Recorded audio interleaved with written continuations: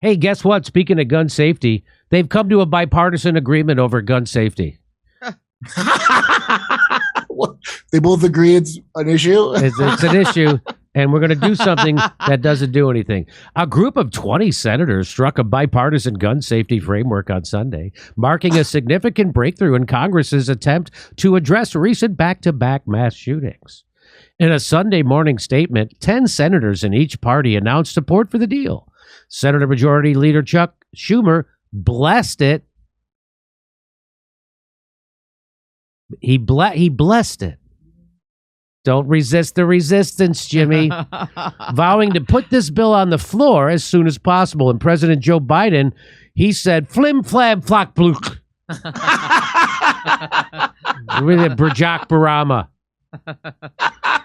He said it would be the most significant gun safety legislation to pass Congress in decades. It'll be the most biracial gun safety bill. I know, I really mean it. I really mean it. Serious? No, I'm serious. Not kidding. I'm not kidding. The emerging package is anchored around extra scrutiny for gun buyers under the age 21. Jesus H effing. Grants to states to implement so-called red flag laws and new spending on mental health treatment and school security. Fred Gutenberg says, I fully support this. While much is not in this, the result is a 30-year breakthrough. This is gun safety legislation that will save lives and reduce the instances of gun violence. Oh, my God. I'm going to guess no, Fred. Who is Fred Gutenberg? Could you look him up? Who is Fred Gutenberg? He's got a blue check. I hope he's my favorite comedic actor's brother. Just to clarify, this is not any kind of law, right? They just said, here's the framework for a law we're going to put together. Yeah, they haven't. By the way, Fred Gutenberg is the father of a Parkland shooting victim who has since become a prominent gun control activist. That's who Fred Gutenberg is. Not the brother of Steve Gutenberg, the brilliant comedic actor from the 90s and the 2000s. Remember that comedy where he went to Scotland and like banged a ghost? I do not remember that, but he did have a series on, I think, Showtime or HBO. Remember Steve Gutenberg? Was that him? No, that was someone else. Here's Chris Murphy. Now, Chris Murphy, I know, is a blue check because he's a congressman. He says, we have a deal. Or maybe Chris Murphy's a senator. I'm not sure. We have a deal. Today, a bipartisan group of 20 senators is announcing a breakthrough agreement on gun violence, the first in 30 years. That will save lives. I think you'll be surprised at the scope of our framework. Here's what it includes. Fucking pretty much nothing. Major funding to help states pass and implement crisis intervention orders, red flag laws. So that's their pre-crime, right? So if they see you're being mental, they'll send somebody to your house to shoot you, I guess. So these implement crisis intervention orders, red flag laws, that will allow law enforcement to temporarily take dangerous weapons away from people who pose a danger to others or themselves. Does that mean that Alec Baldwin doesn't get weapons anymore? Because he poses a danger. That guy's a deadly shot. He doesn't even have to pull a trigger. And he's his words too are also like go off like guns. He has word guns, word bullets. So I just want to be there with a camera when the cops go to the mentally unstable person to take away their weapons. How do you think that's going to end? So you're sending cops to kill someone. That's what you're doing. Including Parkland, all of these, somebody notified the cops immediately that they didn't need anything like this. The cops could have gone. The cops could have taken the person's guns. They didn't do it every time. Number 3, he says, billions in new funding for mental health and school safety, including money for the national build-out of community mental health clinics. How about the build-out of health clinics? You know, that people need, that are government-funded, so they don't have to go bankrupt. So do I have to make hateful tweets to get vital mental health care? Is that like a good way to...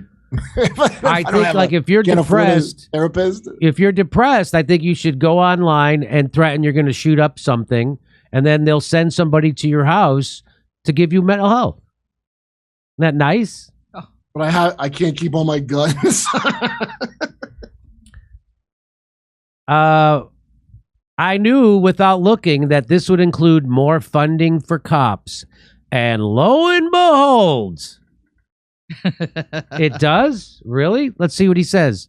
Funding for law enforcement and school safety, because this money goes directly to states to use as they see fit. This means it's going straight to the frickin' cops who will sit on their hands during the next school massacre. Son of a booch. There it is. Crisis intervention orders.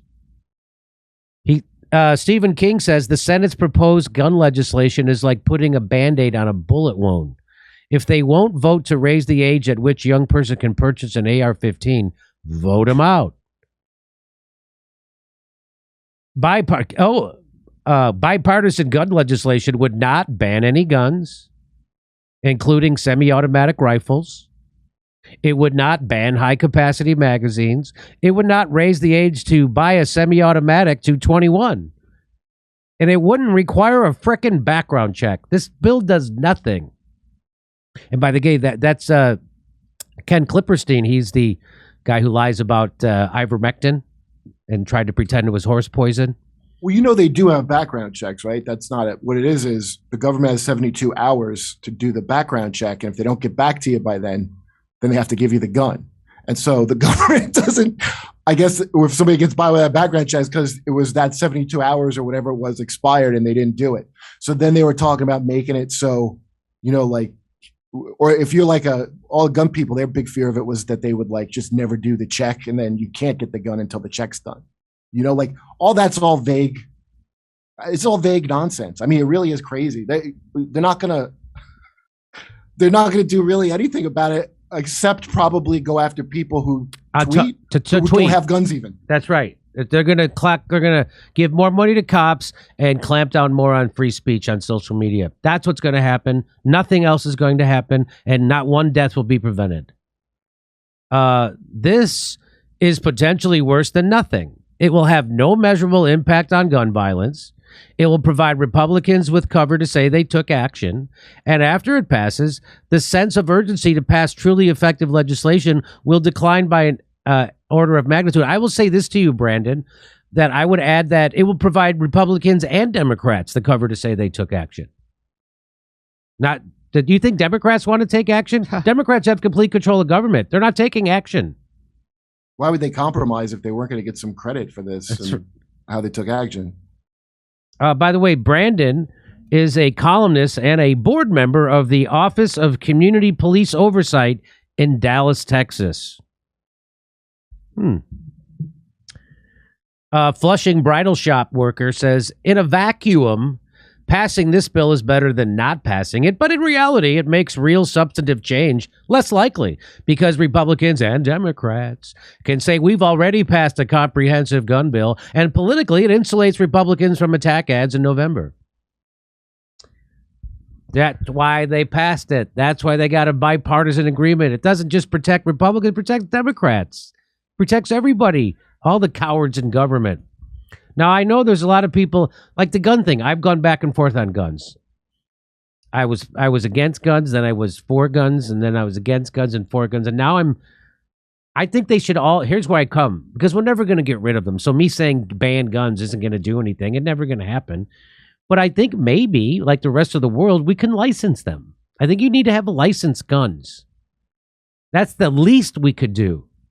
And I think that's more reasonable than what people like Ken Klippenstein are advocating for, who said, did you see in that tweet, it said, ban the ability for anyone under 21 to buy a semi-automatic gun? Because initially they were talking about just anyone under 21 not being able to buy an AR-15 or something like that. It's got to be like 85% of all handguns are semi-automatic pistols. And then the other crazy thing is they're trying to do this workaround and saying we're going to ban high capacity magazines. But the problem is most guns take what the Senate has deemed high capacity magazines, magazines with 15 rounds. So they're trying to do these workarounds to actually take away everyone's guns without coming out and outright saying it.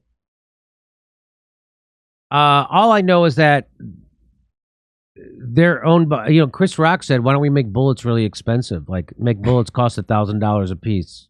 Wasn't there a shortage of bullets very recently? They're probably pretty pricey right now.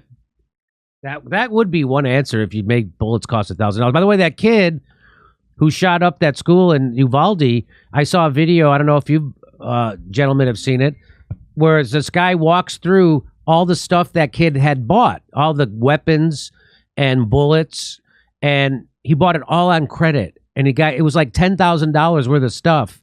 I was just going to ask, how did he afford? Because they gave him credit. They gave him credit.